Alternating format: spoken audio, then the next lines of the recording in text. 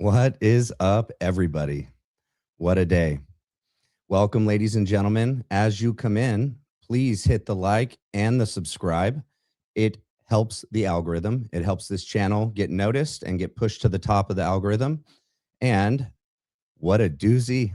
I don't know. I haven't been this excited about an episode yet.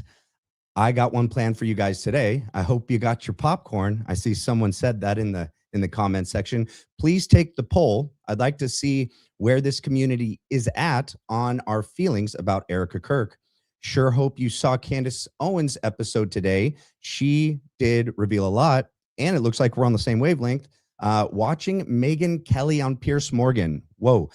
I know we've talked about Megyn, and we're disappointed at a lot of her stances regarding the Charlie Kirk assassination and her stance on Tyler Robinson. However, I think she's been redeemed. After watching this today, her take on the Bad Bunny halftime show, her sticking up for America, slamming some Olympic athletes that are not proud to be American, and backing Candace Owens, and finally being really outspoken on where Charlie was in the weeks and days leading up to his assassination on Philadelphia. To me, she's back. I may not still agree with her on the Tyler Robinson thing. However, it seems like she's coming around. Let's give her time. Maybe let's even pray that she comes all the way to the good side. All right. We're going to get serious. We're going to jump around a bit today. I know the last episode, I apologize. Most of you are great in this community and said nothing to worry about. It was not you. It was the turd Turek. And I agree. However, tonight's not going to be like that at all. So we're going to start out with some laughs. And let's check out Erica Kirk at Fort Huachuca in 2016. What do you know? We do have some, let me see. Okay, cool. It's big. We do have some footage of her working out at the gym. And what do you know? I mean, all the footage that comes out about her pre-Charlie Kirk, man, she's just surrounded by a bunch of dudes all the time. To me, I don't know. I wish Charlie would have seen what we saw. Maybe they scrubbed everything and he wasn't able to see who she really was. Let's check it out, guys.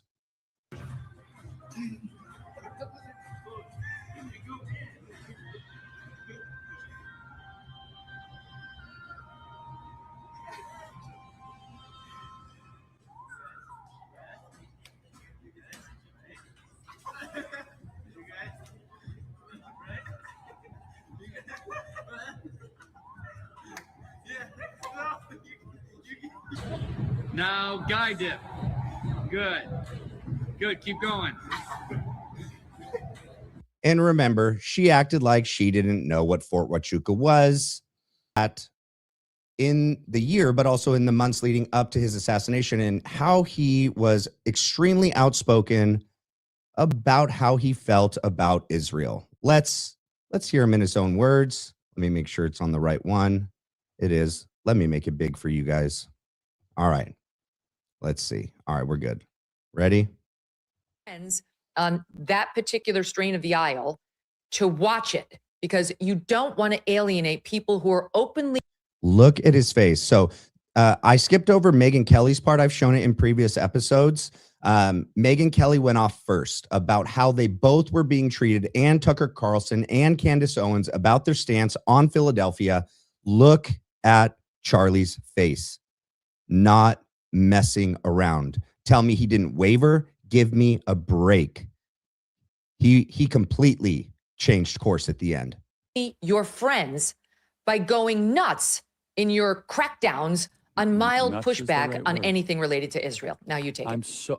I'm so glad you brought this up, and I would second that, Megyn. I think I have a bulletproof resume showing my defense of Israel, both on campus, on social media, to great, let's just say mockery and scorn at times, because I believe it, right? I believe in the scriptural land rights given to Israel. I believe in fulfillment of prophecy.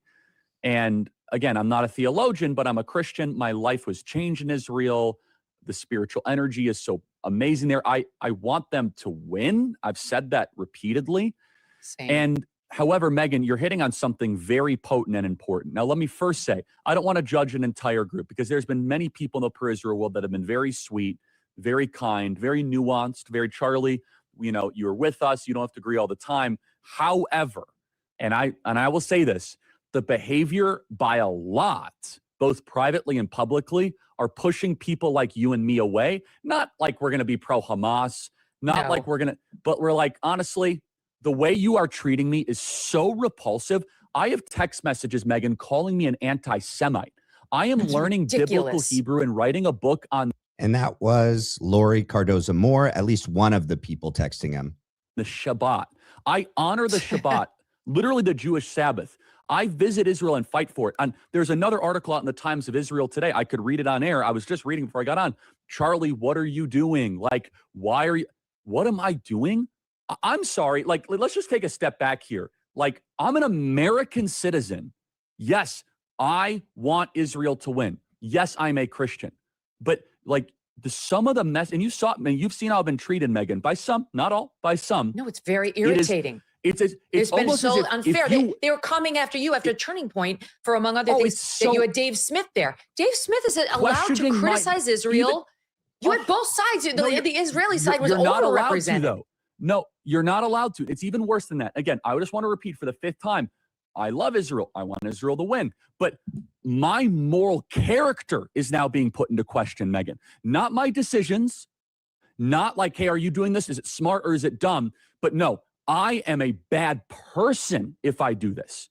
And I could go. I mean, you saw it, Megan. It was trending on Twitter, thousands of tweets and text messages. And if I were to be charitable and generous, I will say the people that are attacking me are in a hyper paranoid state because they're. And he's being generous. But we got to keep in mind, this is just after the Hamptons and the Aspen retreat. All right, let's go to this next one. Make sure it's up. This is when he was on the PBD podcast shortly after October 7th. Let's see what he says. So I think way back in 24, he was already changing his stance. Aren't as sympathetic. Or maybe, Patrick, maybe they might have gotten a tip. They might have gotten whispers, but no one thought it would be 1,200 Jews dead. That's a potential, right? Because here's the essence of it. The essence is this. This is the closest thing to the Holocaust that any of us have lived through. And he's talking about what Philadelphia is doing in Gaza. That's what the closest thing to the Holocaust is. But the fact is now Bibi and the Israeli hard right government has a mandate. I got to be careful the way I say this. They're going to try to ethnically cleanse Gaza. That's him being careful how he says it, ladies and gentlemen. He's not mixing words on this. And then he has Ben Shapiro on his show just days before September 10th. Look at Ben. And what I think was happening here, I don't think he was platforming Ben. I think he was asking Ben questions to point out the hypocrisy. I didn't play all the previous stuff. It's just Ben blabbing away, spitting propaganda. But I think the fact that Charlie put him on the show just days before September 10th and asked him this question directly is indicative of Charlie's stance at that point. I receive often, and we're starting our campus tour tomorrow, is that Israel is committing genocide. How do you respond to that, Ben? There's literally no definition of genocide by which Israel is committing a genocide. Typically, a genocide involves the targeted killing of the vast majority of the population, or at least an attempt to do so. And then he spits his propaganda. But the fact that Charlie asks him that directly, okay, and the PBD podcast was years before, so we know Charlie's stance on it. So Charlie knows the right answer. He's not looking for Ben to give the right answer. Charlie knows his fans and followers have seen the PBD podcast, has seen that Megyn Kelly show with him that he did. That was before. Now, this was just, I think, days before September 10th. He wanted Ben to point out his own hypocrisy himself without even realizing it. And he did it with his answer saying, oh, we're giving them enough food that's more caloric intake than all the Americans in the United States. Okay, dude, whatever. All right, let's get into what we're really going to get into. All right, let's listen to this. So this is what we're going to get into tonight, and it does build on what Candace has been laying out and what I've been laying out, right, is the big picture here. All right, Charlie Kirk had completely turned on his stance on Philadelphia, 100%. Charlie Kirk also, okay, there's a Zach Costello episode. I didn't want to play that because we have enough to get into tonight. It's gonna fill up enough of the time. But he pointed out very, very eloquently that Charlie was the reason why Trump got elected, okay? And Trump was advising, or sorry, Charlie got Trump elected. Charlie was advising Trump on foreign policy. He was there and debated with Bibi in the White House regarding Iran, whether or not to actually send troops and have a full-scale altercation, war, whatever you want to call it, with Iran. Charlie advocated no, limited, small involvement. Bibi lost the debate. Bibi was mad. So strike number one. He advised Trump not to do anything more than just that limited strike that they did in Fardeau. Okay, so Charlie won. Charlie proved to Philadelphia and Bibi that he was going to be a very big issue, especially in 2028 if he gets elected. He was going to change completely between now and then, even more so, his foreign policy on Philadelphia. Okay, he couldn't risk that. Not only did he persuade Trump and Bibi lost, Charlie turned down Bibi the money, strike two. Okay, we have to keep in mind, they in Philadelphia and the people running that place could not risk the potential of what Charlie would bring down when he would get into the White House. If he's the reason why Trump got in, which he is, and he saw the strategy, you can go onto Zach Costello's page, watch how he plays a video of Charlie telling how they threw out the Republican playbook of their approach to getting votes, not targeting like the middle class, but non-voters, like apathetic voters, people that just needed to be persuaded. And new registered voters were the turning point, no pun intended, for this election. Charlie knew that. He was going to execute that exact same plan in 2028. He would run, he would win. Either JD would be his vice. I can't see Charlie being JD's vice. No way. That people in Philadelphia couldn't risk that. Everything would change. Okay. And we look at all the things that they're lying about, how anytime we talk about Philadelphia, now all this stuff with anti-Semitism and the mass surveillance and the geotagging and the FARA filings, it's not by accident that all this happened right after they took out Charlie. So if this all was already in the works and it was going to happen, can you imagine what Charlie would have been saying about it? Him, Meghan, Tucker, Candace together, it would have been bad. It's already bad. They've lost. They're losing. With Charlie here, it would have been bad. And then the groundwork that would have laid. Charlie knew all the people showing up to his events were asking these kind of questions. All these people are still showing up to the events asking that of Ben Shapiro, and he tries to act like the USS Cole or the Liberty strike from Philadelphia on them like was an accident. Come on. This was going to be a very big issue going forward. It wasn't going to go away. Okay.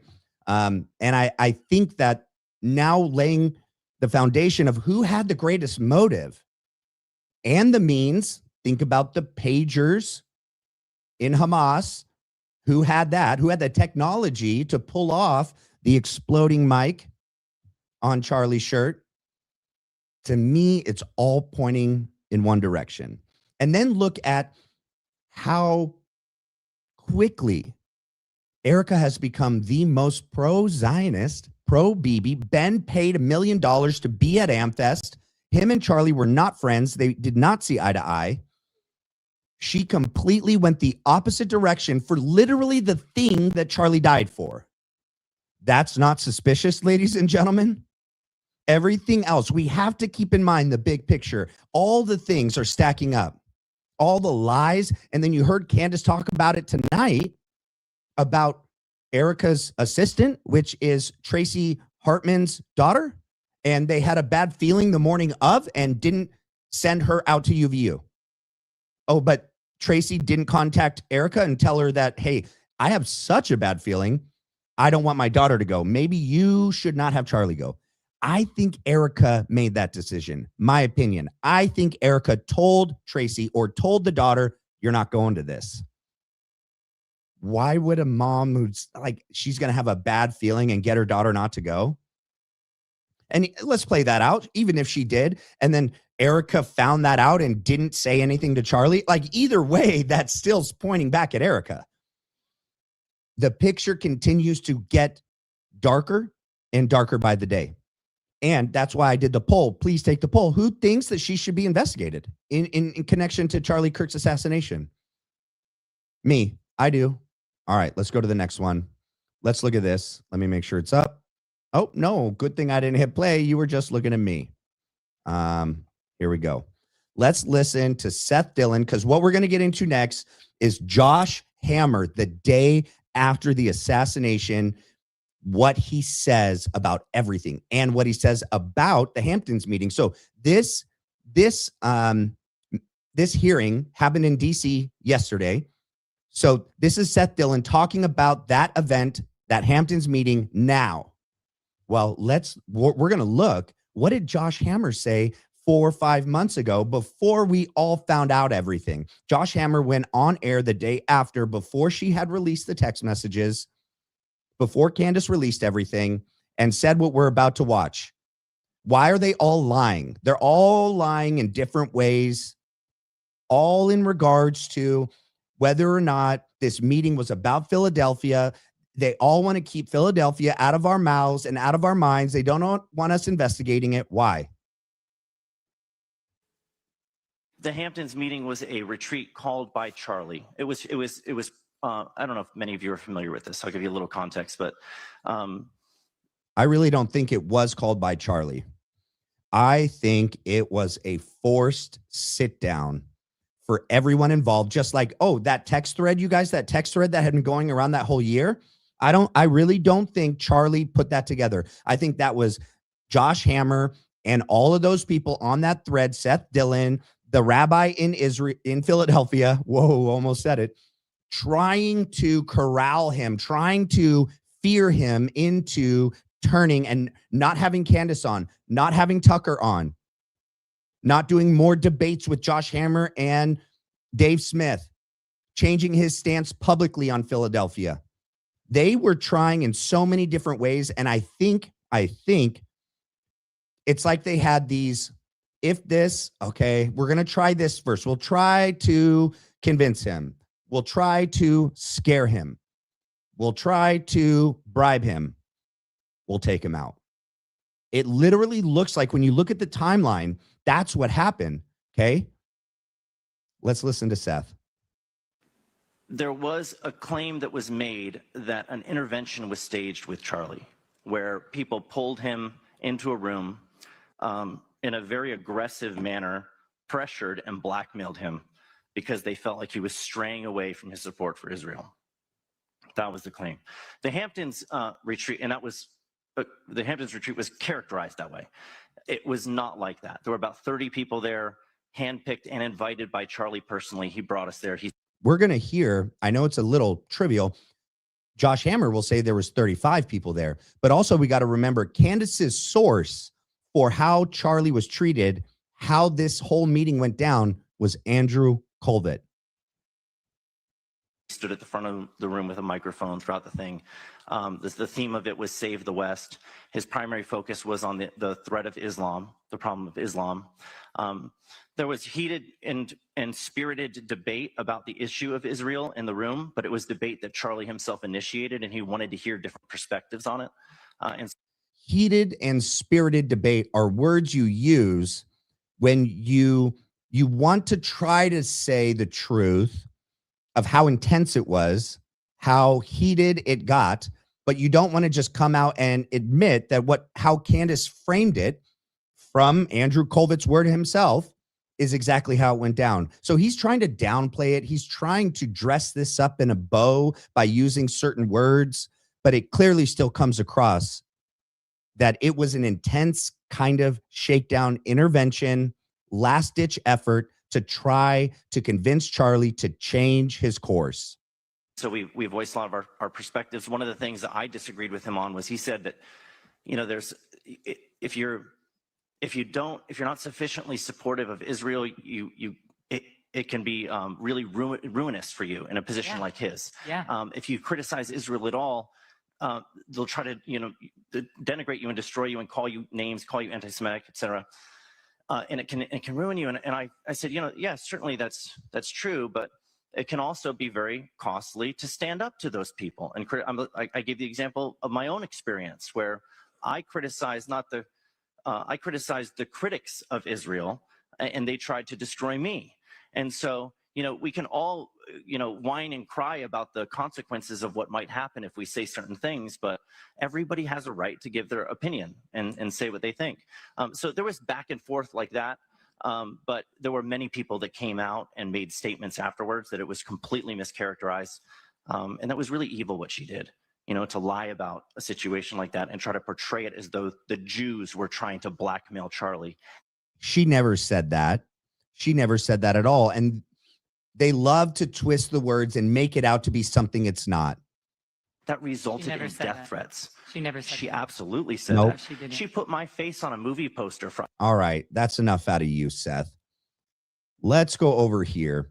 Let's hear what Megyn Kelly has to say about this and Charlie in the weeks leading up to September 10th.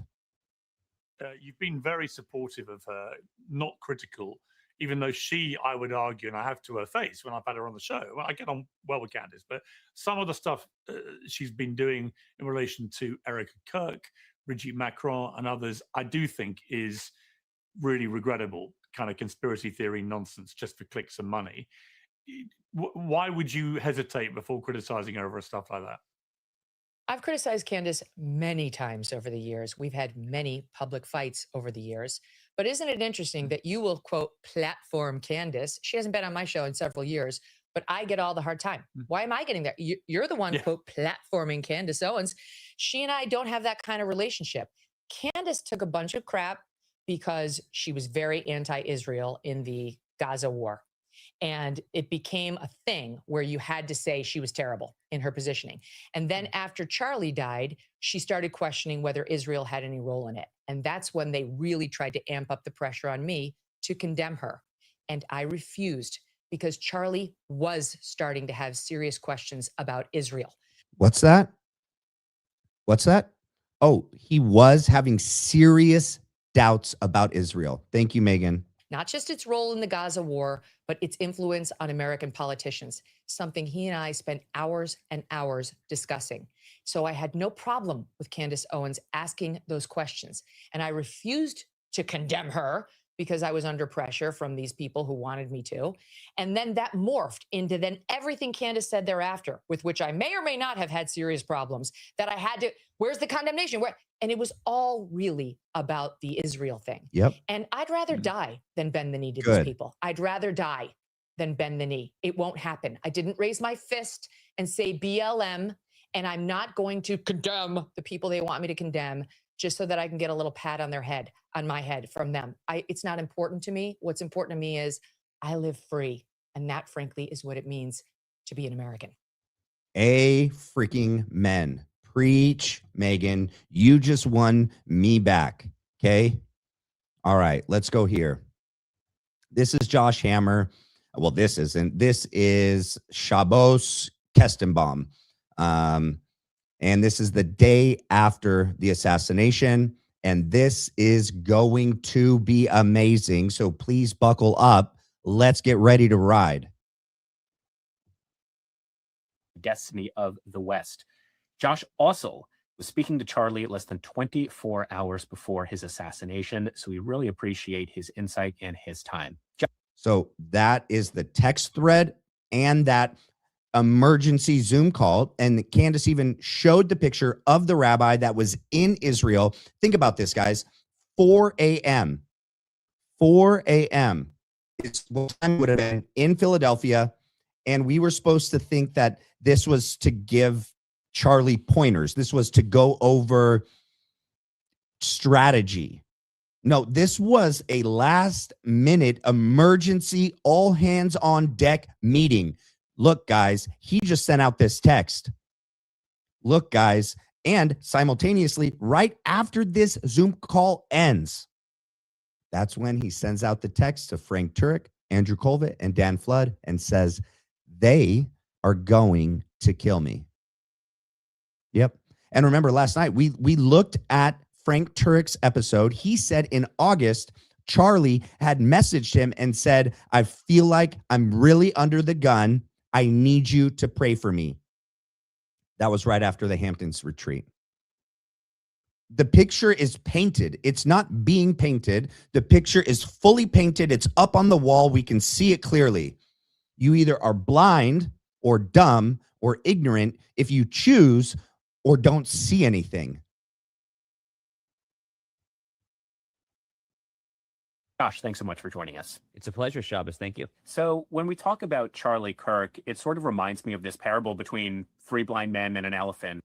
Look at Josh. He had to have his good product placement there. I wonder how long it took him to set that up. He's got to have his little book on the side just perfectly there. And look at all those ones that haven't been sold yet. Remember, everything he went on the week, this is the day after. Oh my gosh, this just hit me. This is one of the first on-air film, appearances he does the day after the assassination. And he's plugging his freaking book, talking about the assassination, and has the audacity to say that Candace or anyone is profiting off of Charlie.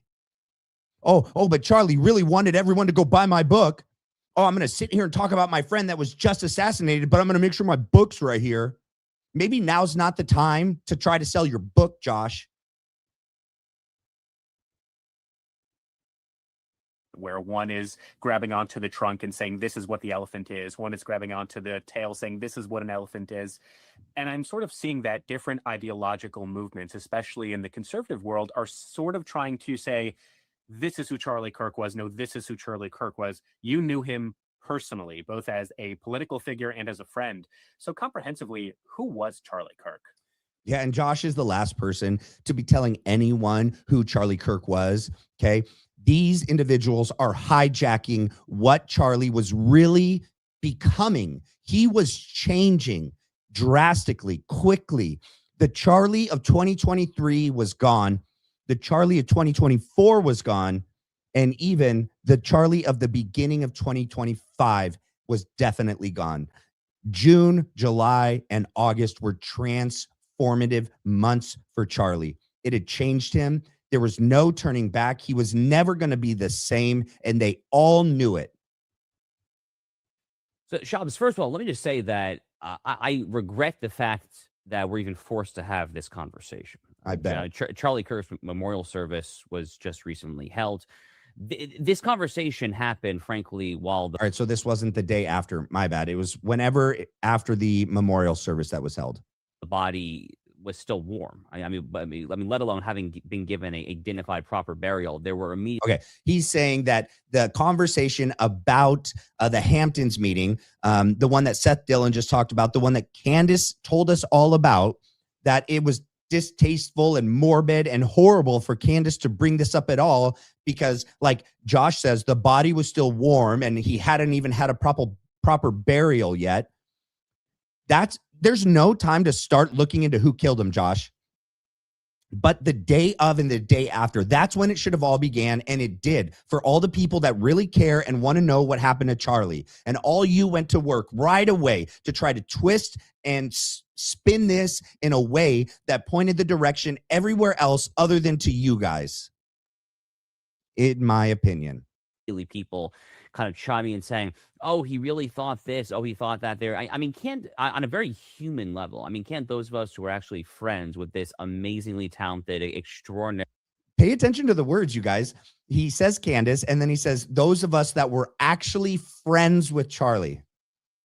So we just heard Megyn Kelly and Charlie in the weeks before the assassination hold nothing back. He told Tucker to go max.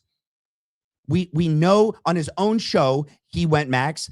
On the PBD podcast, the text messages, and he wants to frame it like he doesn't realize where Charlie was at on the stance on Philadelphia. He's lying.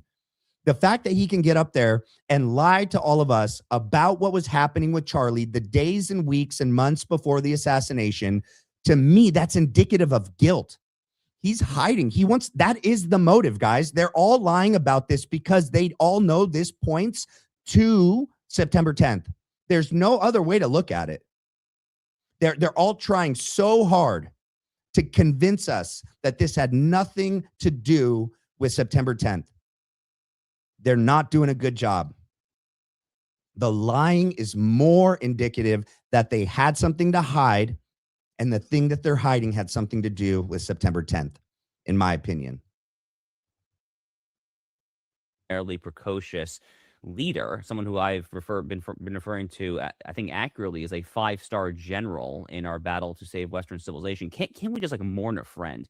So that's him and Erica have the same talking points. Can I just have one thing? Can we just have one thing? You guys all just want us to stop. Oh, can we just hit the pause button on investigating the assassination of Charlie Kirk so that you guys can have more time to create distance, to find out lies, to cover things up, to get together and to make sure you're all on the same page? No, we're not. We're not going to give you any time. There's no pause button here, Josh. We're coming. We're coming harder now. Candace's gloves are off. Mine are off. We're all coming for you.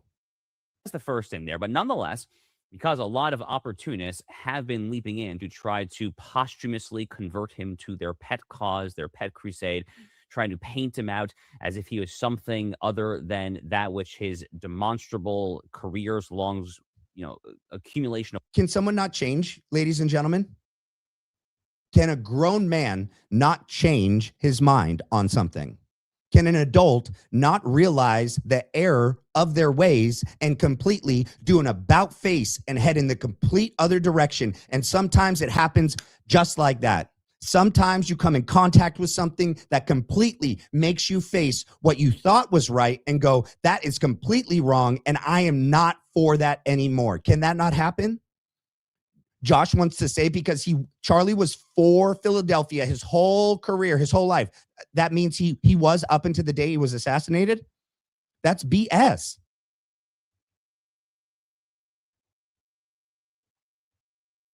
The work clearly evinces that he was. Because of that, I think many of us have been forced to respond. So specifically here, when it comes to the Jewish people, Jewish-Christian relations, the state of Israel, right? These are all the topics that I think a lot of bad faith actors have been kind of getting out there in the conversation. And he knows who he's talking about. He's insinuating Candace Owens, Tucker Carlson, Dave Smith. That's all I can think of right now. Oh, Ian Carroll. Yeah, but he's definitely insinuating those four. Charlie's life work in this respect, Shabbos, really speaks for itself.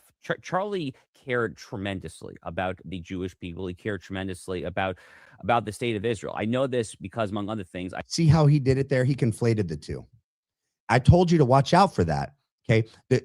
Being in support of the Jewish people, the biblical Jewish people in the country and the state of Philadelphia are not the same, Josh. Charlie knew that. He said that when he was talking to Megyn Kelly. He said he's for the biblical rights to the land for the Jewish people. He believes in the biblical justification for that. But that's different. And he was able to distinguish that, Josh. He said it on his own show with Megyn. It's not the same. And what's her name at that hearing, that Liberty or what was it? The commission in DC. I forget the young lady's name that now they're trying to cancel because she's a Catholic lady that went hard on Seth Dillon. She was saying the same exact thing. What we're all anti-Semitic if we're not Zionists that approve everything that Bibi and Philadelphia is doing. And they tried to say, oh, no. It's about the biblical right to the land. No. We are okay with that. That's in the past. They have the land. No one's taking the land away. We're not saying take the land away.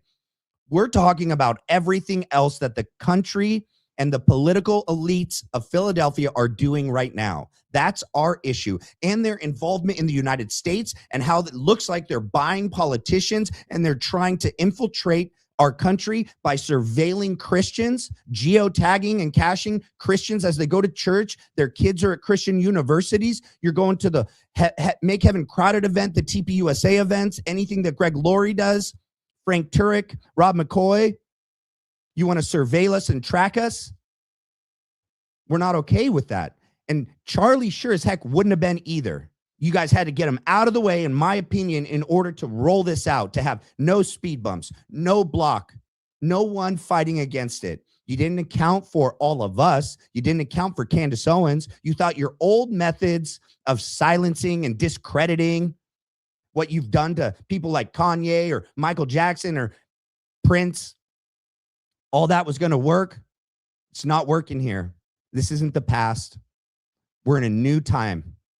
I personally experienced it time and time again. The reason that he befriended me on an individual level, the reason that he befriended, I think, a lot of politically conservative, prominent Jews in the conservative movement going back many, many years, mutual friends of ours, Ben Shapiro. I mean, the reason that he used to study Torah with Dennis Prager, the reason that he one of his first mentors was the late, great David Horowitz there. He had an affection for the Jewish people for the very simple reason that Charlie Kirk was an evangelical Protestant, and his form of evangelical Protestantism was, as I've been saying, the same type of evangelical Protestantism that founded America. It was the Christianity of John Adams, of John Jay, of Alexander Hamilton. When John Adams famously said that the Jewish people, the Hebrews, are the greatest civilizing force for all mankind. That's kind of where Charlie Kirk was coming from. And his spiritual mentor and pastor, Ron McCoy, who spoke at the memorial in Glen. That was not his pastor and his spiritual advisor. He said that once. Barron pointed this out, and so did Candace. He infiltrated, and Candace, I forgot. Candace said Charlie, at the months leading up to September 10th, couldn't stand Rob, didn't like Rob, didn't trust Rob, figured out. Charlie had completely shifted on everything you guys were trying to do, and all the people you tried to surround him. He figured it out. It took him a minute. It took him a little bit longer than it would have taken me, but he figured it out and he was done. Rob wasn't his pastor. He wasn't his friend. And you're lying, Josh. You're lying. Glendale, Arizona. I've gotten to know Pastor Rob a little bit as well. Pastor Rob is very much of that type of Protestant. I got to say something. I'm sorry. I'm heated. I told you I'm going Max tonight. The gloves are off. You got to keep in mind, these Zionist Philadelphians, they believe us Christians are dumb. They don't believe in the same God as ours. Okay. We believe we have the same God as theirs, that ours fulfilled the Old Testament. They don't believe ours. We believe in the Trinity, guys. They don't. They believe Christ was like a political, antagonist that was crucified. They think we believe in nothing, a human that was put to the cross. They don't think that Christ is king. That's the issue with Ben. That's why he didn't like Candace saying it. They don't think we're smart. They think we're stupid, and they've hijacked our faith to support them. We look at them with reverence, the Jewish people, and the majority of them are great. But these few individuals look at us not in the same way. They don't believe what we believe. We're not the same. And they know that. Josh knows that. Christian thinking as well. A real kind of old school book of Genesis, God promised the land of Israel to the Jewish people kind of guy. Shabbos, Charlie Kirk literally turned his phone off for 25 hours when Orthodox Jews like you and I turn our phone off, from Friday night to Saturday night there. He spoke over and over and over again. He wrote this beautiful letter to Prime Minister Bibi Netanyahu back in May. I read this letter in June or July. His team gave me access. Why would you get to read a personal letter that Charlie wrote to Bibi Netanyahu? Why would his team give you access to read this letter? And we can't trust you to be honest about the contents of that letter, just like we sure as heck can't trust Bibi, who came out and read the parts of the letter, but not the letter in full, didn't publish the letter, didn't show us the letter. And he did this in the day after. The same day he said that, he had nothing to do with the assassination of Charlie Kirk. Oh, that's weird. I don't remember seeing any other prime minister or leader of another country come out and feel the need to do a public address to say that they had nothing to do with the assassination. Could it be he knew what was going on and was trying to get ahead of it? And yeah, I think there's guilt there. I definitely think there's a bit of guilt there. And that's what prompted that. Says to it. This letter's existence, I think, was not even acknowledged until Netanyahu actually spoke about it the day after the assassination. So I think now it's fair game to talk about it. Oh, it's fair game. The letter literally begins by Charlie writing to the prime minister and saying, as a Christian, one of my greatest joys in life is befriending the Jewish people and the state of Israel, or something closely like that. Oh, something close. You're paraphrasing. You're not quoting. You read the letter. Okay. They opened it up to you. You read the letter, and this is just a couple days or a week after the assassination. So you just read it recently, and Bibi just spoke about it, but you're going to say, I'm paraphrasing. I bet he said the Jewish people. I bet he didn't say the country of Philadelphia after that. Okay. I bet that's why you're not quoting it directly and you're paraphrasing it, Josh. Paraphrasing, but it's a very close paraphrase. Oh, okay. Now, we'll take your Charlie word on it. Also numerous things to your kind of blind man elephant analogy. Among the other things that Charlie Kirk was he was a massive political organizer. As Vice President Vance has said, I think there's an argument to be made that no one did more other than President Trump himself than Charlie and Turning Point to get Donald Trump and J.D. Vance in power. So because he was such a leader of a grassroots coalition, he was such a political animal as well, he was also involved in alliance building and building coalitions there. And, he and I didn't always agree eye to eye on where exactly to draw the lines there. To give a very concrete example, I do not like the fact that Tucker Carlson still speaks at Turning Point USA event. You don't say. You're part of the text thread, bud. We know you don't approve of it, and you didn't want Candace there either, Josh. But guess what? Charlie had spoken. Okay? He was going to do both. He was going to have Candace back on. He wasn't going to let Ben Shapiro headline it like his widow did, accept millions of dollars from the Daily Wire and Ben Shapiro. Charlie would never have done that. He didn't do it ever. But the moment he is taken away from us all, everything he wouldn't do, Erica did. That's weird, Josh. I'm just very candid about that. I have a massive issue with Tucker Carlson these days. But Charlie's heart, Shabbos, was always in the right place. This notion that he was about to renounce his lifelong friendship with the Jewish people. Not the Jewish people, just his pro-Philadelphia cause, supporting the country and Bibi and the political individuals and the structure within Philadelphia. That's what he was done with. He wasn't done being a Christian. He wasn't done observing the Sabbath. Just the latter, Josh. His life's work of support for Israel. The fact that he was literally defending the Talmud on college campuses when anti-Semites asked about it there. He was not about to renounce it. And again, I know that firsthand because we literally had a Zoom call with like 5 or 6 people, less than 20. The heck? Sorry, guys. I don't know whose phone is linked to this computer. We will continue. 4 hours before he was assassinated, where he asked me, Rabbi Pesach Walicki over in Jerusalem, and 1 or 2 others. He literally asked us for a series of questions. How do I respond to this when they ask me on this in the campus? Or how do I respond to the leftists ask me about genocide, apartheid, the day after, Hamas, 2 days later? He literally asked us. He sought my counsel, Shabbos, less than 24 hours before he was killed on these very issues. So I can speak firsthand about this. Charlie Kirk remains a great friend of the Jewish people in Israel until the exact moment he tragically was taken from us far too soon. There's so much you said to unpack. But before we get into the specifics, I sort of want to go more broad for just a moment. the reaction that we have seen in this country, just from a quantitative measurement, is really unprecedented. As a young person, I obviously was not alive when JFK was assassinated. I was 2 years old during 9/11. And I think there are certain moments in American political history where you will always remember where you were, what you were doing. And in that vein, are you surprised in any way to see just how many Americans on all political spectrums were affected by Charlie Kirk's assassination? I actually have been a little surprised, honestly. And yeah, I've known Charlie for 5-6 years. Whatever. What a piece of work. I'm surprised at the amount of people his life and his death had an impact on. I just can't with this guy. How long it's been. I got to know him initially back when I was running the op-ed section Newsweek. Charlie was one of the conservative columnists that was grandfathered in when I started my tenure as op-ed editor. I've spoken at some Turning Point conferences.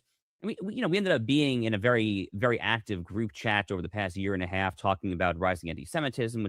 Okay, that group chat, that is the group chat Candace is referencing, and that group chat I don't think was set up by Charlie. That's just my opinion, and that's just the instinct. That's just the feeling that I get. I feel that what Charlie was experiencing, the change and the shift he was going on with Philadelphia, these individuals, they were going to have different approaches before they do the last one.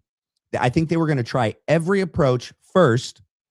And then, if he doesn't change his mind, if we can't get him that way, this way, we can't force him. We can't convince him. We can't scare him. We can't bribe him. I guess we'll just finish that for me.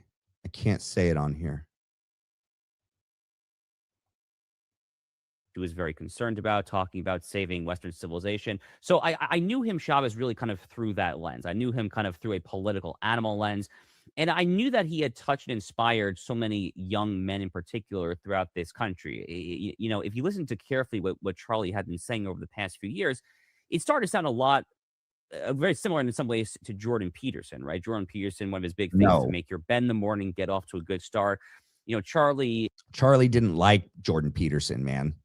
As a sincere principled Christian, would say, that girl that you're looking at, maybe ask her on a date, maybe actually ask her hand in marriage, have some children, go to synagogue or church on Saturday or Sunday. So he really was affecting a lot of young men. But to your question, I think what I didn't quite realize is just how broad, the sheer depth and breadth of his cultural impact, really beyond the realm of politics. I mean, I'm a big sports fan. I virtually all the NFL teams, the National Football League teams, the Sunday after the assassination held a moment of silence. The NFL is not known for its political conservatism, I think would be a very polite way of putting it. Unless I'm mistaken, they still have end racism in the end zones as kind of a lingering vestige of the 2020 George Floyd riots. The New York Yankees, my childhood sports team that I revered, they held moment of silence hours, literally the very evening that he was assassinated. Country music megastars like Morgan Wallen and Jason Aldean shouting out to him, praying for his widow, his wife Erica, in the middle of their concerts. I mean, international vigils across Europe, down under in Australia. These are the kind of things that I don't think I frankly quite realized. But watching that NFL stadium in Glendale, Arizona, just packed to the brim like that, there, really extraordinary. And it kind of got me thinking, is there anyone other than the president of the United States for whom we would have something? I do want to point something out since this has been brought up. I do have an episode in the works with someone that was there and has firsthand accounts from the memorial and footage from that day. And I'm working to set up time to speak and meet with her and get that information and that footage, and then I'll be doing an episode in a couple weeks on that. I just wanted to point that out since this was there. I hit play. Similar to this here in the United States, I don't know the answer, honestly. It's just absolutely extraordinary. Huge kudos to Turning Point USA for putting on, I thought, an extraordinarily impressive event. But he really did talk. Yeah, an event that could not have been pulled off in 8 days. There's just no way. No way. Shabbos, whether it was politically, whether it was faith, whether it was just trying to get young men, young women as well, really kind of young men above all, to kind of just take their lives in their own hands. He really inspired just a lot of people, and is incumbent upon all of us in our own small ways to try to carry on that torch the best we can. I couldn't agree with you more. And I sort of drew a comparison within the Jewish community that for so many young Americans, Charlie Kirk was the closest they would ever get to a rabbinic figure. Oh, Charlie was a rabbi. I mean, you guys, they have no level that they won't go to. He was like a rabbi to all of us.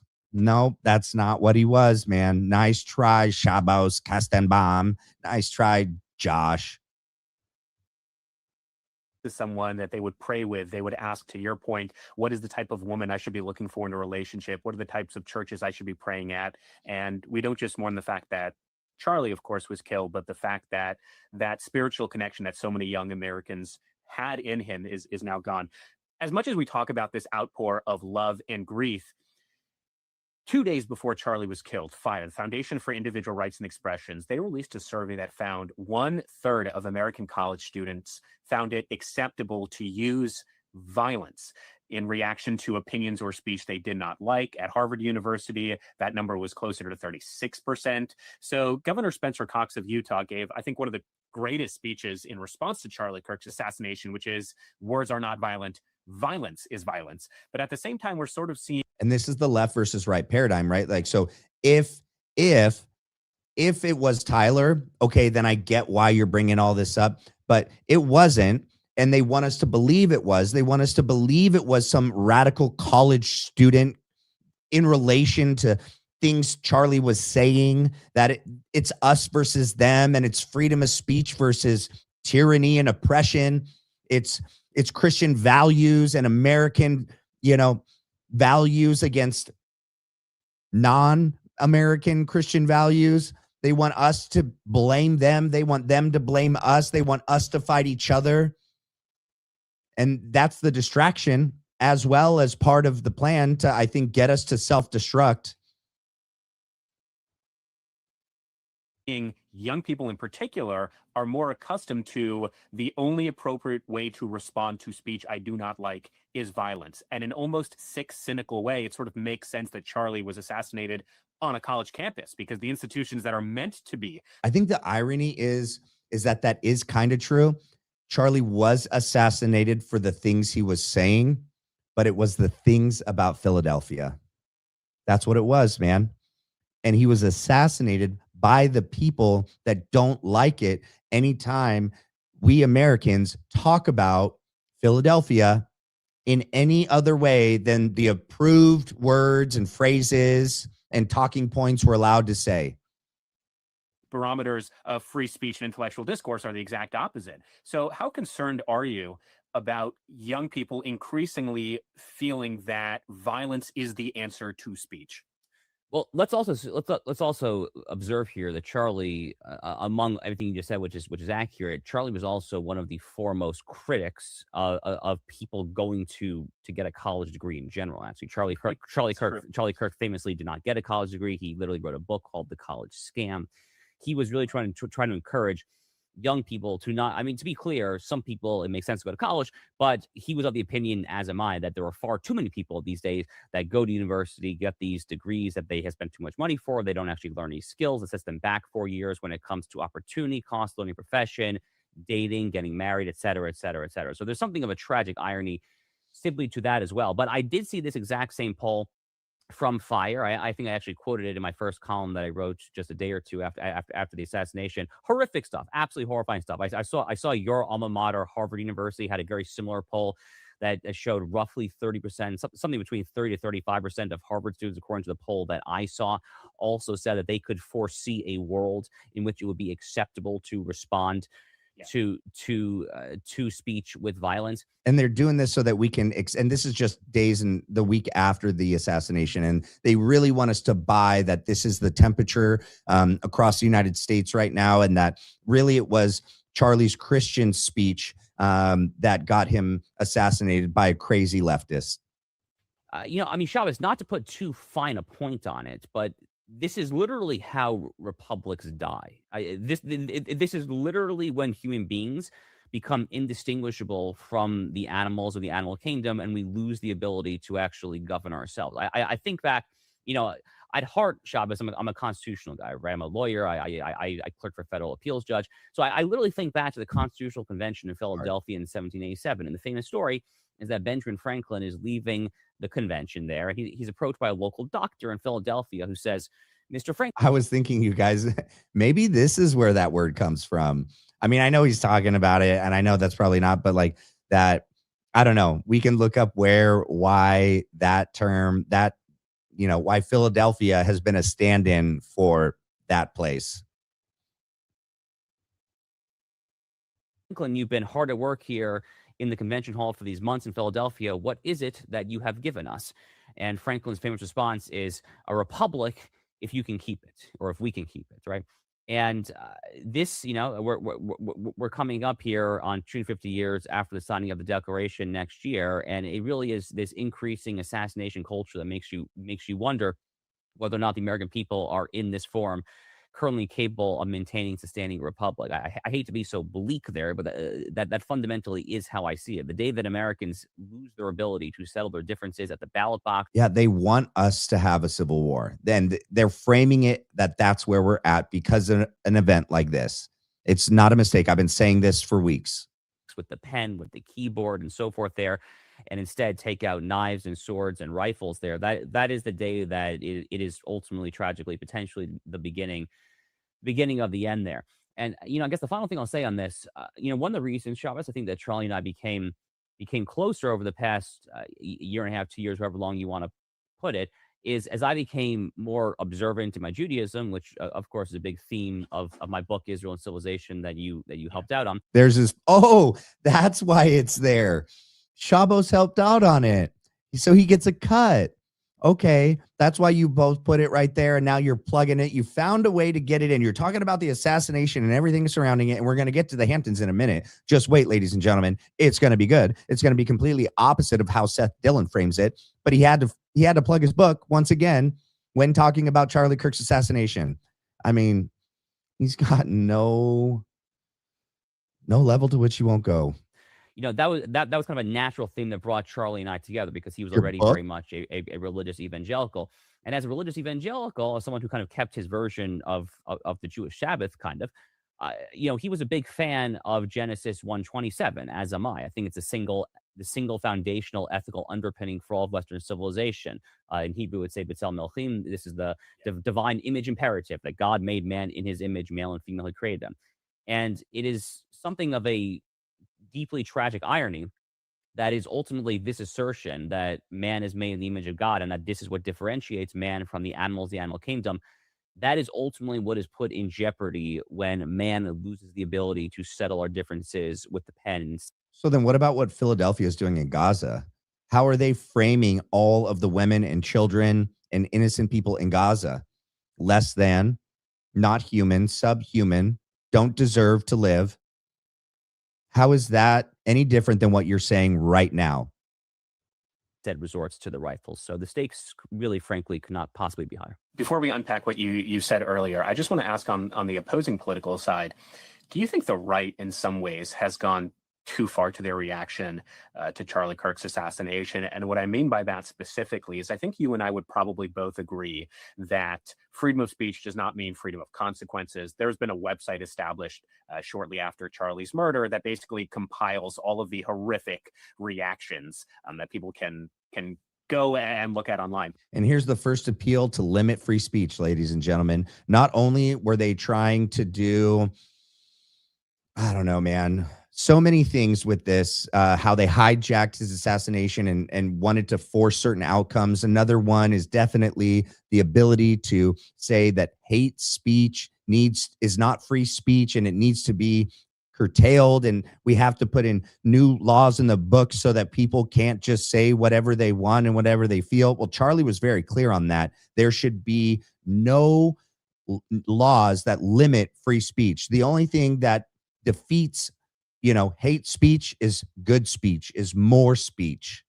But at the same time, you have the head of the FCC, who one can make a pretty credible argument is because of his actions resulted in Jimmy Kimmel's show being canceled. So do you think that the right is sort of becoming the enemy by which they were speaking out against for years, and that issues like free speech are actually not something that they're taking to heart after this horrific assassination? No, I'm not of that opinion, to be honest with you. And I know some people are. Ted Cruz, for instance, has been a critic of Brendan Carr's actions with respect to Jimmy Kimmel, and I have a great amount of respect for Senator Cruz, but that's not exactly how I see it. So first of all, Shah, I'm actually a longstanding critic of the paradigm and phraseology of so-called cancel culture. Frankly, I think cancel culture is a lie. I think it's stupid. I think that people on the right were mistaken for ever adopting it as some sort of cause. You guys are using it right now. You want to cancel Tucker. You want to cancel Dave. You want to cancel Candace. What are you talking about, Josh? You guys are using cancel culture more than anyone else right now. Celebrate in the first place. There's a very simple reason for that, which is that there actually are things that should be canceled. There are some viewpoints that should not be heard. There are indeed some viewpoints that absolutely should be outside. It doesn't sound like an absolutist about freedom of speech, man. Sounds like you do have some limits to freedom of speech.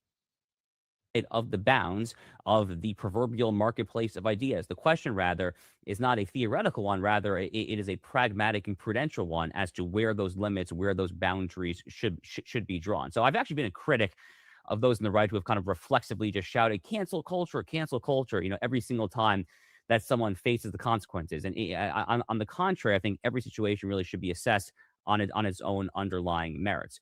When it comes to Brendan Carr and Jimmy Kimmel, look, the First Amendment does not guarantee Disney, which is the parent company of ABC, the ability, frankly, the ability to exist in the first place. But it does not. It does not guarantee them the ability to platform Jimmy Kimmel, generally speaking. There, and in particular, when it comes to ABC, CBS, and NBC, the three big broadcast television stations, going back to the early days of television when the FCC was created during the New Deal, the FDR presidency, almost 100 years ago now. The licenses were doled out on a quid pro quo understanding that the programming would redound to the common good, to the public interest. And we can debate whether or not that's still a good policy. It's a good policy that it should benefit the public, and it should be a public good, and they should be honest. And if not, they should be held accountable and they shouldn't exist. But that's not happened ever, or not in a long time, not in my lifetime. And it doesn't look like they care about upholding that. And you guys have no problem getting on here and doing the same exact thing, which you're saying that these major media organizations don't do either. It will be up for Congress to actually statutorily amend that language. But that actually is the law to this day, is that they operate there according to that which serves the public interest there. It's not like left-wing FCC commissioners as well have not taken this and run with it many times over the years as well. Back when Rush Limbaugh was really developing conservative talk radio in the late 1980s into the 1990s, as others, the great Dennis Prager, of course, and many others got into the game. Many left-wing FCC commissioners which would try to kind of stifle conservative voices under the same rationale there. But frankly, Shah, I think what happened to Jimmy Kimmel is probably a good result for literally every other person other than Jimmy Kimmel. But no, there's not necessarily an egregious free speech issue going on here. Jimmy Kimmel wants to go on the side with Charlie Kirk less than 24 hours before he was assassinated. Yet about a month and a half before he was assassinated, there's this now infamous dinner with Bill Ackman, with other ostensibly pro-Israel influencers, albeit it was not merely to discuss Israel. But if I'm putting up... No, that's literally what it was about. That's what it was for. Bill Ackman, Seth Dillon, Josh Hammer. If I can't think of any more, you guys can throw it in the comment section. But at least them and Charlie Kirk were there. And then I know there was about 30, and there's got to be more. Yeah, and that's what the whole purpose of this meeting was. On my conspiratorial tin hat. Oh, my God. And I was looking at the dark corners of the website. This was a shakedown trying to get Charlie Kirk, who was on the verge. Did you guys see Josh smile? Okay. We know what Seth Dillon, how he framed it now as of yesterday. Okay. a heated, spirited debate. All right. And we know what Charlie told Andrew, or Andrew being there. I don't know. And Erica was there, so she could come out and be honest about all of this. But how Candace reported on it is much more in line with what Charlie felt. And he felt it was an intervention and a shakedown. Of turning against Israel, of turning against Western civilization as a last-ditch Hail Mary to shake him down as to why he needs to toe the party line. Can you provide some insight? What was this dinner? What happened? And sort of quell some of these bizarre conspiracies that, as you said, have unfortunately propped up just hours after he was killed. Yeah, it's been really weird / funny to see this Hamptons retreat. Once again, people like Josh and Frank Turek talk about things that happened to Charlie and Charlie's the day of September 10th as being funny, and none of this is funny. Him being threatened isn't funny. Treat get blown up into something that it was not, because again, I was there. I was literally there. I was one of 35-ish attendees. So this was a 35-ish. Remember, Seth Dillon said 30, but whatever. Small invite only retreat. The retreat was called a Save the West retreat. There were about 3 or 4 sessions, and only one of the sessions was actually about Israel. There was a whole session about the. Wait, so it was about Philadelphia. He just said it wasn't. It's not like it was. Shabash just said it's not like it was about Philadelphia. Oh, okay, but this one was. This one night was. The rise of Zohran Mamdani in New York City and the Red-Green Alliance, something that Charlie was becoming extremely vocal of, which I think was to his tremendous credit. There's a whole nother session about Gen Z economics and some of the unique economic concerns afflicting and affecting Gen Z. Charlie actually co-hosted, moderated that session with Bill Ackman. And the whole point of this retreat, I mean, to be clear, there were a few purposes. One was for Charlie to just kind of hear more perspectives, meet people, maybe scout out some new talent among the people who are a little more obscure who are there. He really is. He was a big free speech guy. He really He's fumbling over his words, you guys. Yeah, we know he was a big free speech guy, Josh. Genuinely enjoyed these big, robust conversations, but it became. He didn't enjoy this one. Landed. I didn't realize this. Bill Ackman has since acknowledged that he funded this whole thing. So I think Bill Ackman funded this whole thing. Gotcha. All right. Part of the reason was for Charlie and Bill Ackman to get to know one another. Charlie probably saw him as a potential big ally for Turning Point. I'm sure Bill Ackman saw Charlie as a useful ally in the various fights that he cares about. DEI can't. Definitely not anymore. No, definitely not as of that day. No way. This craziness, which you're so familiar with, and so forth as well there. But more to the point, Chavez, I was there the whole time. I participated in all these sessions there.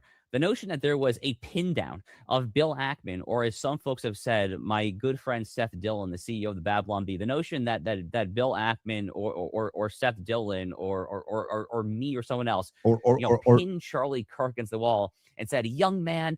Okay, no one ever asserted that anyone pinned anyone down and said what you're about to spout out. And I think it's ridiculous that every time Candace comes out with something and has the receipts and says it like it is, says it like Andrew said it was, says it like Charlie said it was, publishes Charlie's text, you then go out and restate it in a way that's not accurate. You're misrepresenting it so that you can then destroy that thing that you're misrepresenting and then say, oh, yeah, I just destroyed that, didn't I? No one said he got pinned up against the wall. No one said this little conversation you're about to say happened. No, we just said that it was like an intervention and it was intense and he felt uncomfortable and he was done. He was done after this.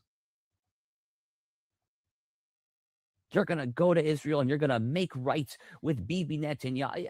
What are you talking about? I mean, literally nothing remotely like this happened. Now, there were spirited exchanges during both the Israel session and other sessions. Oh, spirited. So I wonder if him and Seth got on the same page on that. Heated and spirited debates, discussions. Okay. For instance, during the whole Mamdani Red-Green Alliance conversation, Charlie kind of provocatively threw out the question, is Zoran Mamdani an American? And he's getting at this distinction between a legalistic American on the one hand versus kind of a cultural American. So that, numerous of these panels had very spirited, robust conversation. It was never hostile. There was never anyone shouting, "Oh, you idiot." Well, we never said anyone shouted. We never said anyone called anyone names. We never said anyone was pinned up against the wall. You're adding that in and saying that's what happened. We never said that happened.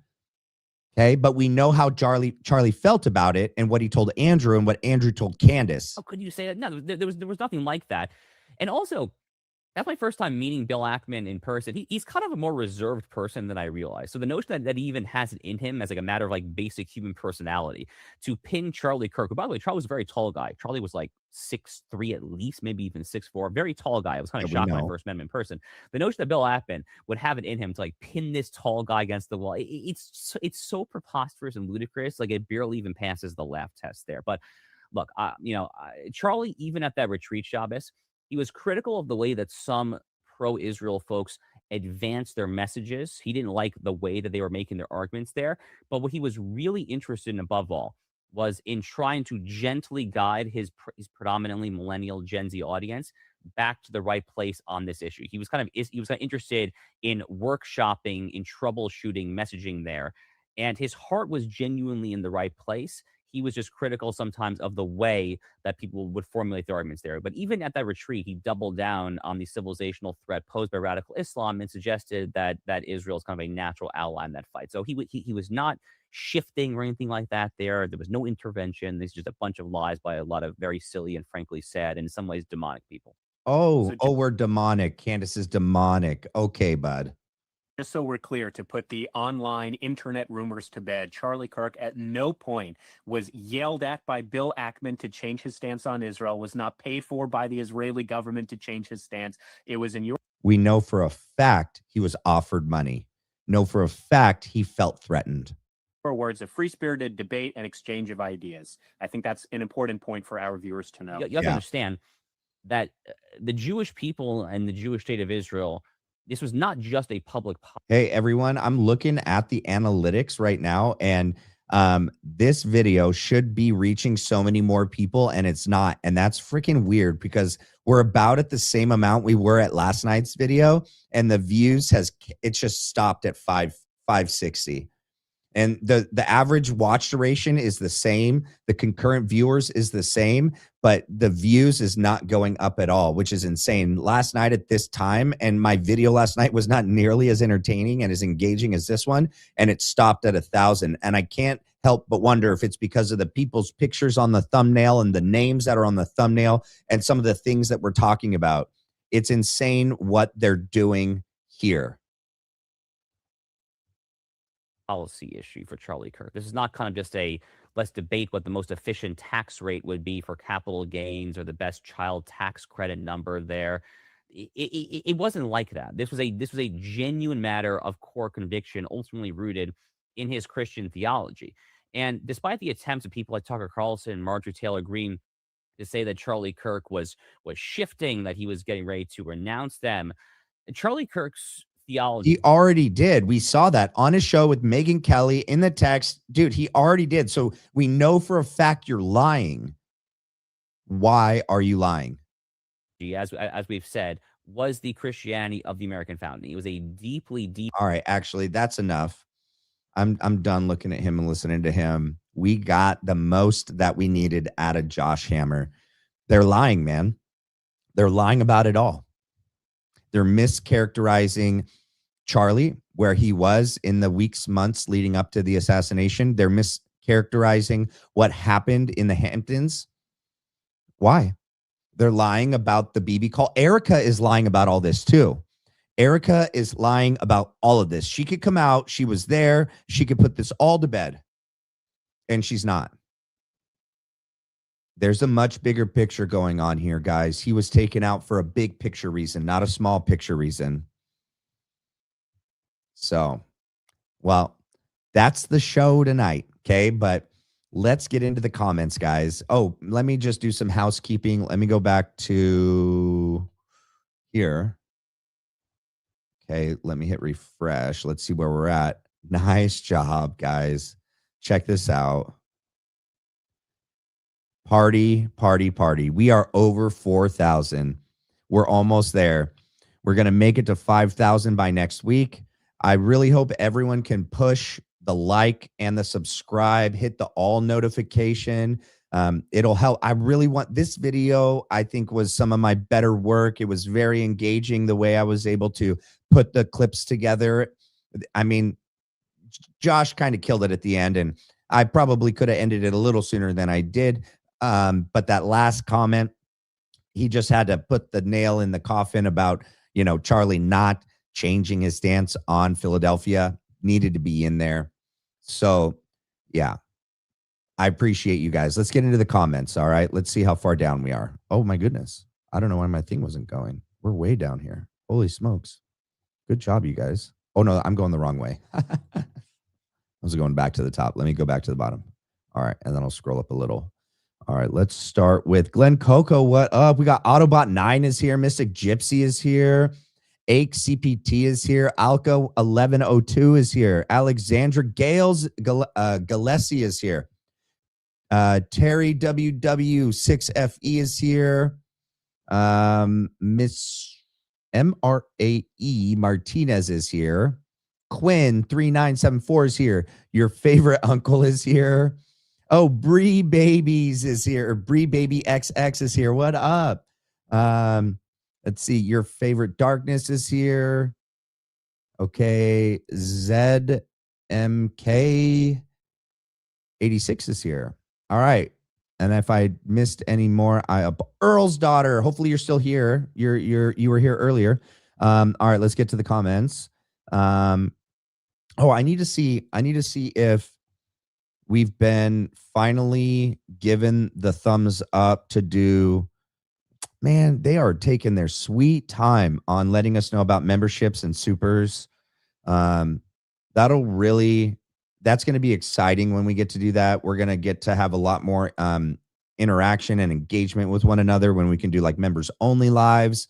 Yeah, I'm excited for that with super chats. It'll be fun, you guys. All right, let's get into the comments. Let me scroll up a little bit. All right, here we go. Hit the like if you're not a Fed. Thank you, Glenn Coco. Eric is the worst of all time. Or Erica. Yeah, Erica. You missed the A. Yep. Yes, great show. I'm glad I caught it live. You guys are a great community. Thank you, Bree Baby X. Yes. Yeah, I told you it was going to be a good show tonight. Yeah, I'm proud of it. I'm proud of you guys. You guys were over 4,000 in just a matter of weeks. It's insane the kind of growth we've done. Together, we've done this. The liking, the subscribing, the shouting out, the engagement, literally that helps it go to the higher up in the algorithm, which helps it gets more views, which brings more subscribers and more people to the community. So it's not like it's me doing this, like I make the content, but literally it's like we make the channel. All of us make the channel. I would be sitting here by myself, like I've said a dozen times, talking to a camera if it wasn't for all of you. So this is not me. We all deserve the pat on the back. And as we grow, everything I do, I'm going to put more into the show, making the show a better show, making it higher quality, more entertaining, more information, deeper dives. I can't wait to do that interview with that lady that reached out to me that was at the memorial, said she has some really interesting tidbits of information. I can't wait for that to come out and I can speak with her and she has still photos and video footage. And I can't wait to talk to her and I can't wait to bring that exclusive here. She said she's reached out to Candace and Baron and Coach, but they have big channels. So I get that they might not be able to get to their email. I have a small channel. She's like, she almost gave up. She almost gave up trying to get me or get her friend. It's her friend that was there connected with someone with a channel that was willing to cover it. And so I'm super excited to do that. And I can't wait to do that for all of us. All right, let's see. Great show. Yep. Okay. We hit 100 likes, y'all. Thank you. Yes. Thank you, Mystic Gypsy. That's super good. Erica knows everything. 100%. My first two. Josh is like a salt assault Peter? I don't know what that means. Of YouTube content. Yes. Okay, Shabbat Shalom. Throw the phone. Daddy's home. Yeah, I know. Just another. I doubt he ever said that. Honestly, I doubt he said that. He might have. I don't know. I just have deep trouble. If he did say it, he maybe said it like earlier in the year or last year. He definitely was not saying that in June, July, August, and the last week, the first week of September. There's no way. With everything we know was going on, no, he wasn't. And yeah, don't get me started. All right, let's see. You're doing great. Thank you. Hey, everyone. We got Holly, Mayor Sky, 5105. Good to see you. Shabbat Shalom. Throw your phone. You guys are funny. Oh, Jim Bear. I was about to say you're a bot, Jim Bear. I watched this thing the other day, like how you can tell if there's bots in the chat. It's like if there's the same exact wording over and over again, but it's okay. Jim Bear is not a bot. I know that much is true. Let's see. We could play a game. Can you guys find out who my wife is? She's in the chat. See if you can figure it out. ZDK86. Okay, Erica is a case study for real. A case study for sheep dipped, Mortal Kombat Ultra, Deep State Intel, Honey Pot. I mean, the list goes on.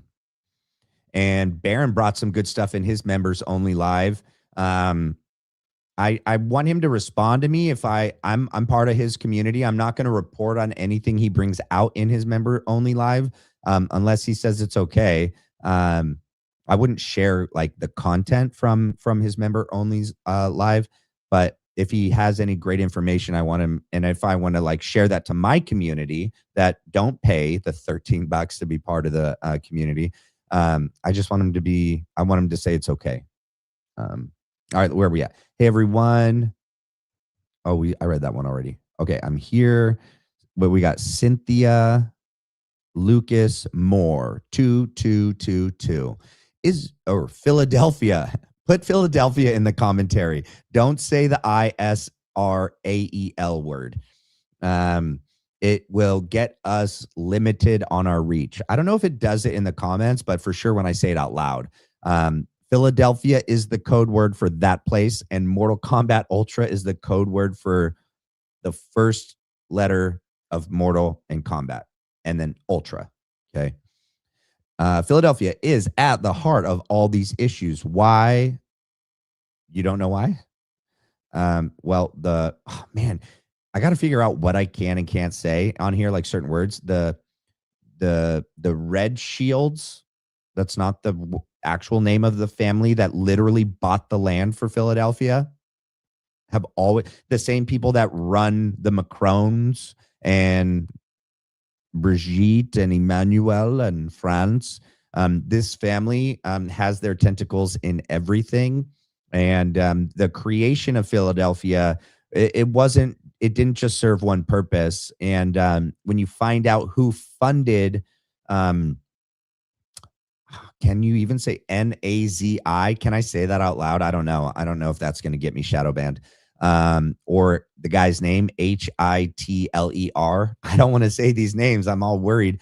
It won't be good. Who funded them? Okay, Fritz Tyson, Ford, and then these other big families. And it's like, I don't know. I have some working theories as that they did what they did so that everything else that's happened since then. I mean, the people group that was, that the Holocaust was taken out on, now have this carte blanche, reason to always claim victim. And now they're like a protected class like no other. And it also gave them the justification for a homeland. Without World War II and the Holocaust, there really couldn't have been this great argument across the world and the UN to that this people group needed their own land. I don't know. It just seems not by accident that it happened, that happened. And then right after they got this land and that the Red Shields got it for them. Hey, chat. What up, Jim Bear? Okay. W chat, nice. At Bree Holly, thanks for the reminder, Mystic. For Matthew, thumbs up. Thank you, Earl's daughter. Hey, Cynthia. I hope you're all Baron fans. Bree Baby X, 100%. I am a paying member of Baron's community. The biggest fan of Candace's and Baron's. Somebody was yelling at me earlier today that like we made fun of Coach. Like I didn't make fun of him. I just said I don't like all of his content. She's like, in the comments, she's like, no one said you had to watch him. If you don't like watching him, you don't have to. I was like, I didn't say I didn't like him. I just said some of the content, and that's the same with a lot of people. And that's fine. You don't have to like every episode, every topic a content creator covers. I watch what I like for the most part. Coach and Jesse are great. I like Wolves in Finance. I mean, James Lee, 5149, Zach Costello. These are all great content creators. Sabby Sabs. There's more. There's so many more. But yeah, let's see. Hi, Holly Mayor Sky 1505. Okay, great chat, everyone. We need to let everyone know how we feel. It was an inside job. Great show. Yeah, well, I mean, you guys want to do a poll? Let's do a poll. Ready? I'm going to do a poll. Start a poll. Oh, wait, do I have to end the first poll? I do have to end the first poll. All right. Oh, the first poll, 99% believed Erica Kirk should be investigated. We are all on the same page on that. Let me do the next poll. Let me type it out.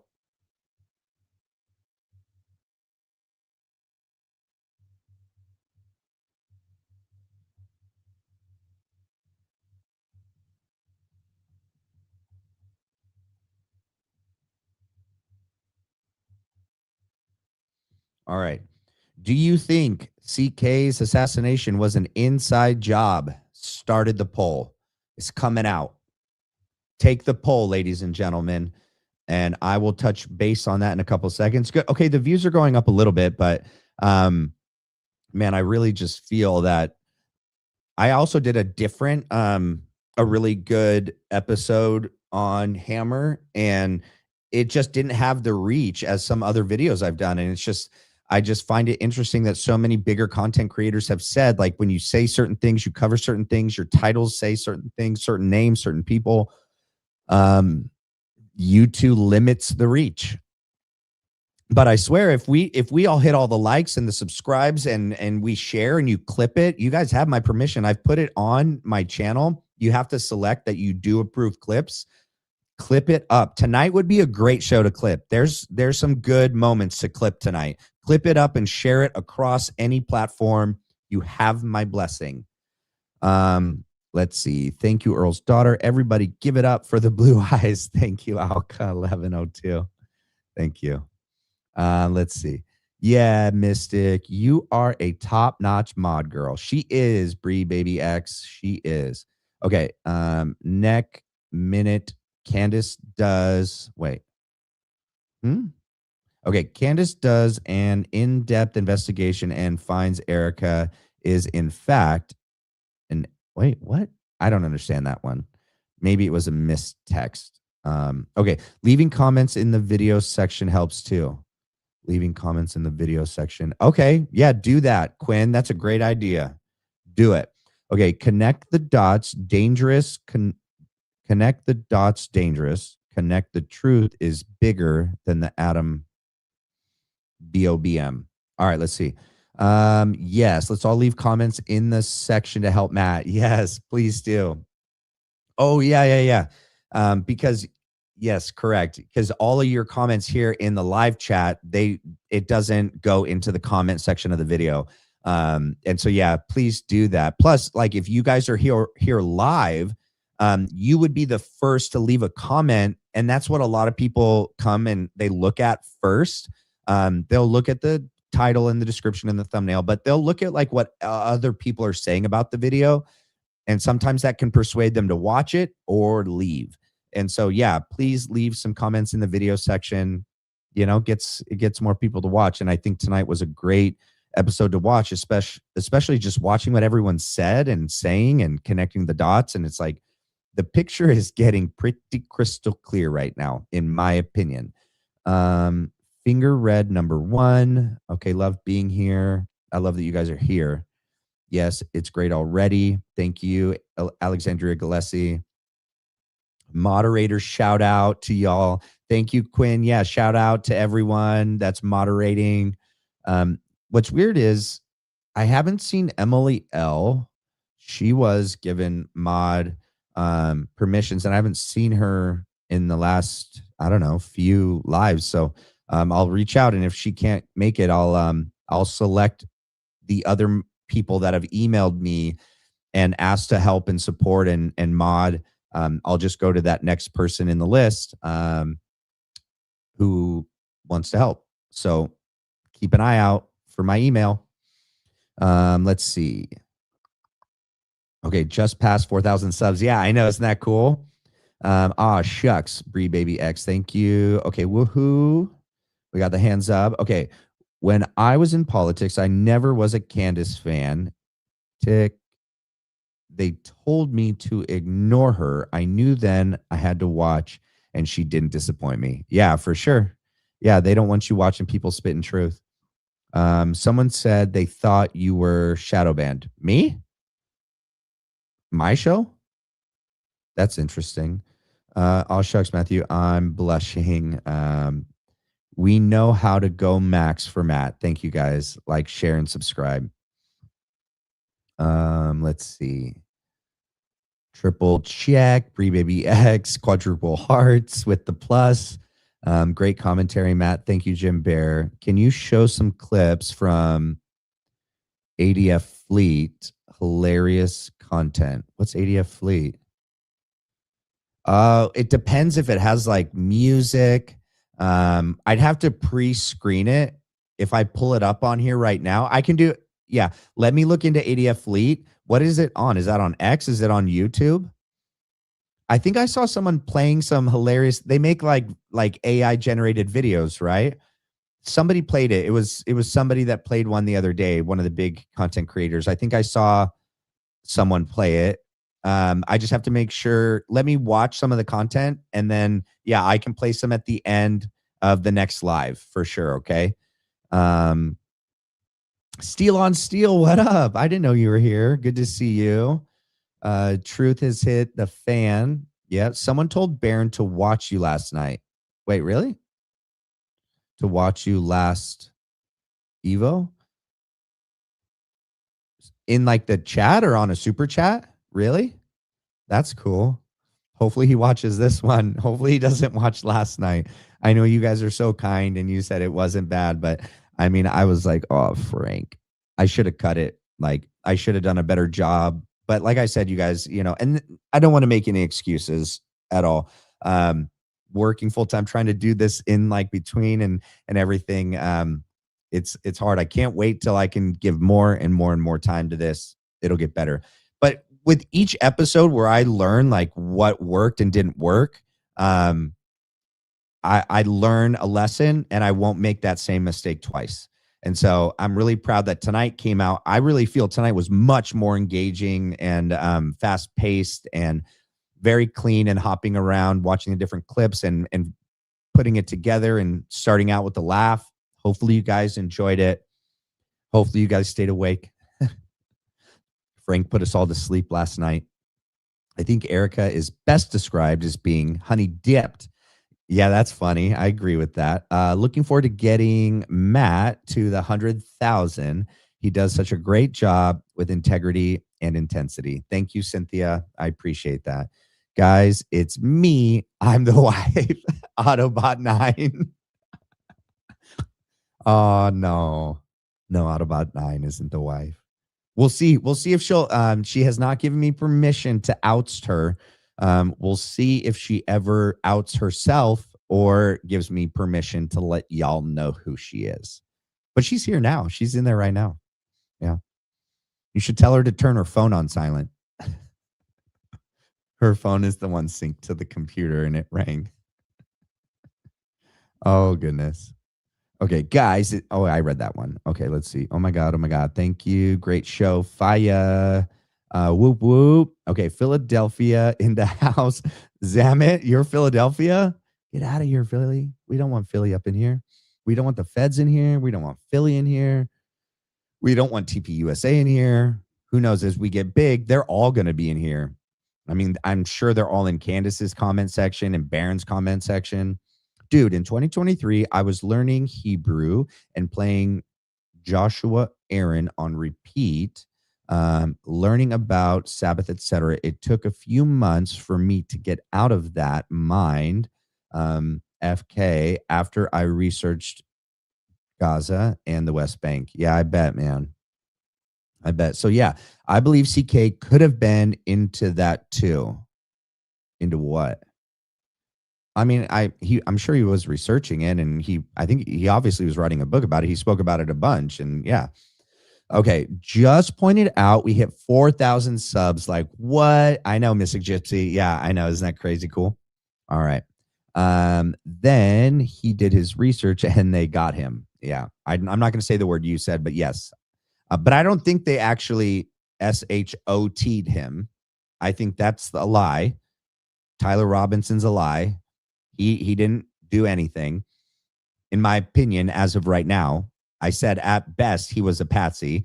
But I think it was the Rode mic and the mic he was holding. I think those are the ways Charlie was taken from us.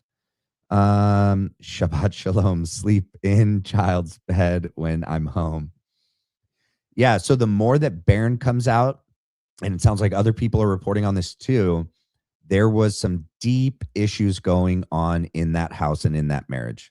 The ring being off, him sleeping in the other room, her not kissing him goodbye that morning. Yeah, I mean, all fingers seem to be pointing right at her. And I mean, just so many. We're all not letting up. And I think Candace is right on, and same Baron. They're like, you guys, we're going to find out. This is not going to be JFK 2.0. Not going to have it. Nope. Not going to have it. Let's see. Oh, Mystic Gypsy said Autobot 9, laugh out loud for saying she's my wife. The Red Shields connect Einstein files with TPUSA fraud. Yes, 100%, Jessica. Yes, 100%. I always wanted to convert to Philadelphiaism. They don't like converters. That should have told me. That's true. That's true. Let's see. Okay, Erica Kirk, more than sheep dipped, like thrown a hot dog down a hallway. Okay. I should have not read that out loud. Okay. Divide and conquered vibes. It's hard. I'm trying to read these out loud without just staring at them. I need to like look at them first. You were looking for a super chat to send? Yeah, we're approved. Let me show you. Let me show you guys. So we are, let me, boom, boom. Wait, yep. Let me refresh because we're above that now. All right, we're at 4,015. When you go over here, so I've met all the criteria, and then I've signed up for everything. It only says AdSense, but it's supers and membership as well. But I haven't heard back. It says it could take, where it says, we'll email you a decision usually within a month. This one up here, it says it could take several days, some cases 2 to 3 weeks. They have to review like all your content and make sure you haven't broken any of YouTube's rules before they let you make money off of it, and memberships and super chats or that.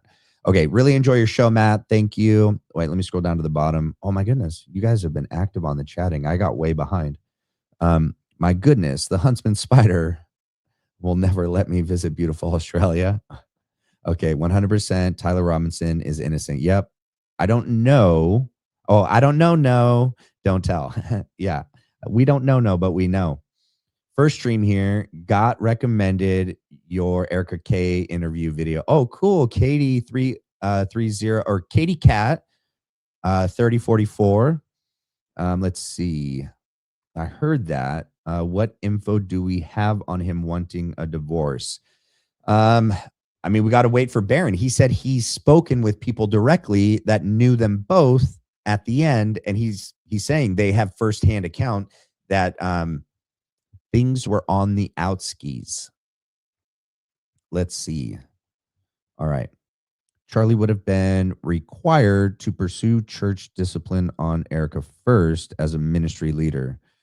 I mean, it really depends on what church he was a part of and what, you know, what were the reasons why Charlie was having issue, like how bad, what did he know? I mean, it depends on a lot of things on what the appropriate action would have been first. People come and go. Let's see. Just my gut and listening to his show daily for about 5 years. Whispers here and there. No definitive proof, though. Yeah. All right. You will become my first membership to apply to. Thank you. Yay, Matt. We will get there. Yeah, we just they got to get back to us. Let's see. Meant to say signal before silence is a lady who researches with the use of AI. She did a Charlie Kirk episode, which was interesting. She has also various religious in-depth AI narrative episodes. Interesting. However, AI, all of, dude, like, okay, so Grok and ChatGPT, they are so censored. They won't let me make certain thumbnails. They won't answer certain questions. I can show you guys a chat. It said Charlie Kirk was still alive. It argued with me. It said that, oh my God, there's so many times I went back and forth with it. It said like Candace. Oh, it said something about Candace. And then I had to I had to prove that it was wrong. And then it finally admitted and it was like, oh my God, I'm sorry. You're right. AI is not errorless. It's not where it's at, where everyone's thinking and hoping it's at yet. It is far from it. But on top of that, it is heavily censored. They are not allowing, like, I tried to find out information on ChatGPT about Ben Shapiro, and it just had that thinking for 2 days. I tried different wording. It wouldn't give me anything. So I just had to go old school on the internet and find old school, like Reddit articles and other ways to find out a history about Ben and Breitbart and the forming of Daily Wire. And, I mean, Candace has reported on it and so has Barron, but I just wanted to find for myself. I didn't want to take other people's content. But yeah, the AI apps out there. But hey, you guys, I don't know if if you watch Ian Carroll, he just made a new app called Web App, and content creators on YouTube and other platforms, he's giving it to them first in beta testing phase. And this will allow us to streamline research, playing videos. You can like type in a phrase in this app and it'll pull up every video immediately to that clip in the video where that phrase is being said by that person. I really hope he responds. Oh, wait, what's that? Oh man, I want to know, laugh out loud. Where are you, Matt's wifey? Bree Baby X. That's funny. We'll see. But hopefully Ian gets back to me and he and I get approved to use this app initially. It will be a tremendous tool. If you go look at Ian Carroll's show from a day or two ago, and he shows them using this new app, looking up the Einstein files and information, this thing is legit. Talk about bringing more power to the people. He also, Ian created the Buyer app, which helps you learn what products and like clothing and food you buy, like what company ultimately owns that and where your money goes back to. Like you're supporting BlackRock on most things,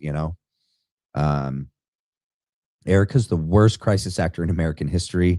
Yeah, I was like, what other ones are really bad in the past that just we all looked at and we're like, oh, you're just lying. What are you talking about? You're bad at this. I think she gets the Oscar. Yeah, for the worst. Okay, I think Erica needs to be researched into having connections with, oh yeah, the Kabbalah. Yeah, if you go on Jewish genealogy website, there's numerous Franzis last names that have been changed. Well, actually, the Rothsteins, Rothenstein. No, she has like deep Jewish family on one side of her family. Many people have reported on this. I think it's the Rothsteins. Her grandfather was actually in the Jewish mob with like Roy Cohen, and they helped rig like the 1919 World Series, the Black Sox. Her grandfather also like was part of forming Vegas. Yeah, there's some deep sketchy ties on one side of her family, 100%. We're gonna figure it out. Yeah, he's in heaven. Yeah, Charlie is. Yeah. Erica seems like Kamala Harris. Yep. I got her this fancy filtered water bottle and she doesn't use it. She needs the kitchen tap. I don't know what that's in regards to. Let's see. Oh yeah, he's dancing in heaven. I'm so blessed. So who says they're blessed when their husband was not just passes away, was assassinated brutally in front of everyone? It's Grok, not God, or even real. Yeah, it's called artificial for a reason. AI is even fake. And yeah, I agree with that. Yeah, Earl's daughter. Yeah, it's not all it's cracked up to be. It's nowhere near what they're saying it is.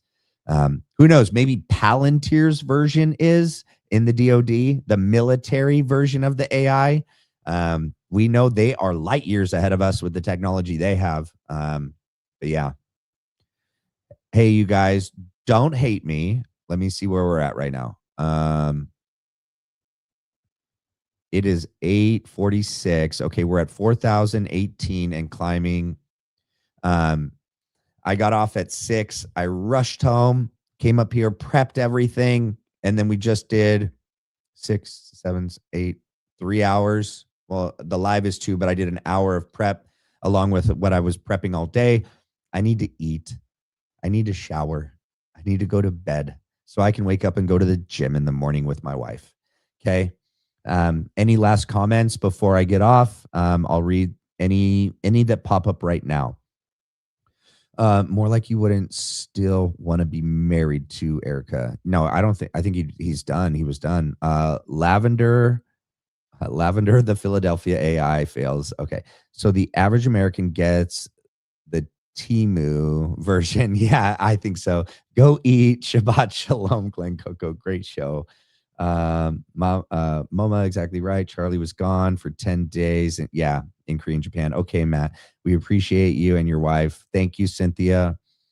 Yeah, Erica isn't Catholic at all. I am a trad cath and am shocked by her. Yeah, no, I don't think she's Catholic. She went into that Catholic church and she got that Catholic priest to get that Catholic woman to come sit by her with Stacey Sheridan and give money.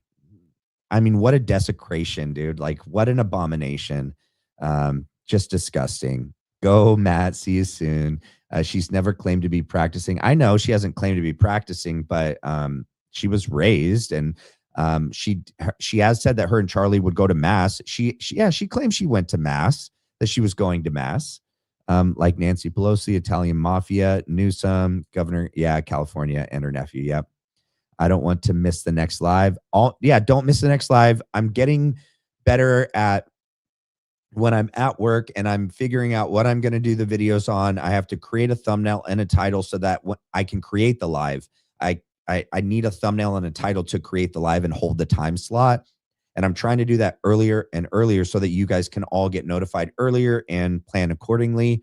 I'll continue to get better at everything, and you guys will have a better experience with everything as we go along.